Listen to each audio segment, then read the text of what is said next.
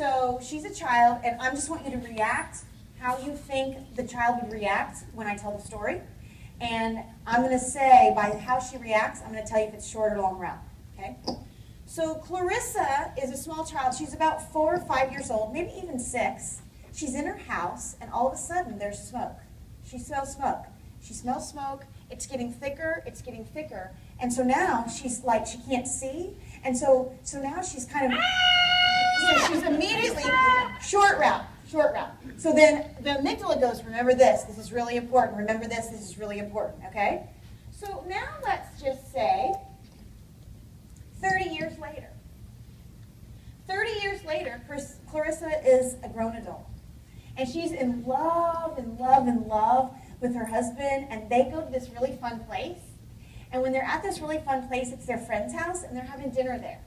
So they're having dinner there, and they have dinner, they have great hamburgers, some really great stuff. And all of a sudden, everybody's going outside to hang out, and all of a sudden Clarissa goes up to her husband and she says, I need to leave. I need to leave right now. I've got short route. I need to leave. I don't feel right. I need to leave right now. And he's like, why do you need to leave? Because I have to leave right now. I have to leave right now. I just don't feel right. And he's like, okay, but did you eat that? I don't know. And so then the next day, Clarissa's going, she and her husband are talking, and they're like, so what happened to you last night? And she says, it must have been that burger. I've noticed maybe, and then she starts making this up in her head, well, maybe I've noticed some other times that I've had some trouble. So guess what Clarissa does? She stops eating burgers. She's like, obviously I can't eat burgers because, I don't know, it made me so sick. She's like, and he was like, you were really upset. So a couple years pass, she hasn't eaten any burgers, but she has another experience that's very similar, where she gets freaked out like this, and her husband's like, yeah, I think we should talk to somebody. I think we should talk to somebody. This is, yeah, it's not that. So what happens is, when Clarissa goes to talk to somebody, the therapist says, so tell me about the first incident. And Clarissa says, well, we had dinner, had this, and I think maybe mine was too rare. Maybe it wasn't just hamburger, maybe it was just too rare.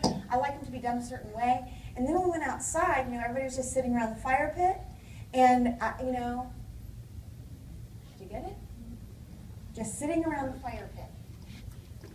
Remember this and anything like it.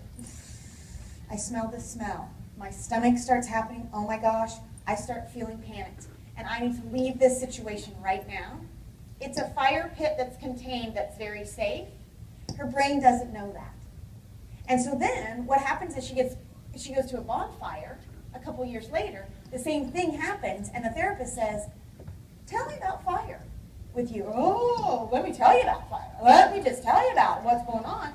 And so now all of a sudden they figure out, oh, anytime you smell smoke, it activates the short path of your brain. Your amygdala says, oh my gosh, panic, panic, alarm, alarm. Remember this, anything like it, really, really scary. Okay, so here's what I want to tell you. So this is DJ, and this is me. Okay, so DJ and I are sitting at a table 2 years ago at CD1. He's sitting next to me. Dr. Bailey's on the stage. She has on the microphone. She's on the stage, and she's really funny. And she talks really loud for a second. And in a room like this, if you talk too loud, it hits the ceiling of the volume, and it kicks your mic off just for a sec. And then it kind of comes back on. Well, when it does that, it kind of crackles. Okay, so there's 170 people in this room. So all of a sudden, she's me, I'm DJ.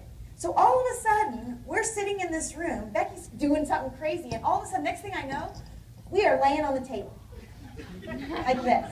And I'm like this. What are we doing? What are we doing, buddy? And he goes, oh, Miss Jill, I am so sorry. And he pulls me up. I look around the room. There's 172 people. No one else is laying on the table.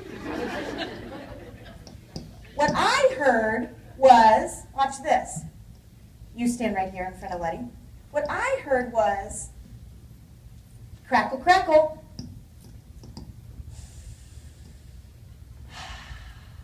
The sound system is broken, or something. Oh, it's fixed now. Now watch this. Here's DJ. What DJ heard is pop, pop. Gunfire. Get down. Do you see the difference? Oh my goodness, he was like, you're gonna die. Now, let me just show you why. You never take skills away from children, you always add to their toolbox. You never say, you may not hit ever in your life, because there are some children, for protection purposes, have to have certain skills. Let's just say it's me. I'm in DJ's neighborhood. I hear crackle, crackle.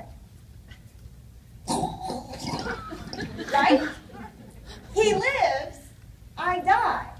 So that survival skill that he has, for me, because I don't have a CD-ROM that says, remember this and anything like it, I don't know, oh my gosh, you need to protect yourself, Jill. So what happens is, when you know what your trigger is, like kids that lie, that's your trigger. So when a kid lies,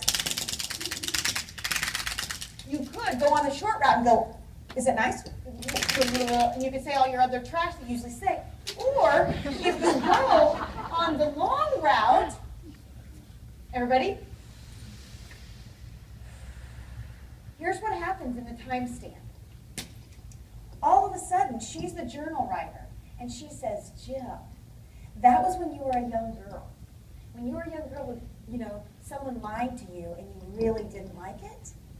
Today, you're 42, and that's not the story any longer.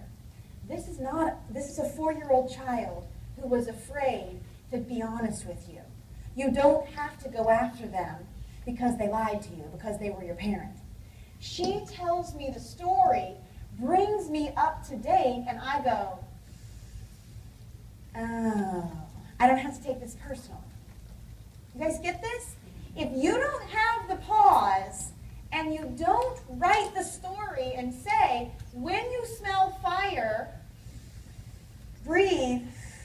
When you were 4, you were in a fire, but you're safe now. You're safe now, you can handle this. That's why we say to kids, you're safe, you can handle this. Because something has triggered them on the short path. That's why we take them to the safe place, because the short path has been triggered. Is it starting to come together? That's why we take them to the safe place, because the short path has been triggered. The reason we say you're safe is because we're trying to change the story here. The reason that we ask them to breathe is because we're trying to engage the executive state so this goes on the long path. Does that make sense? Clap for this. That's great.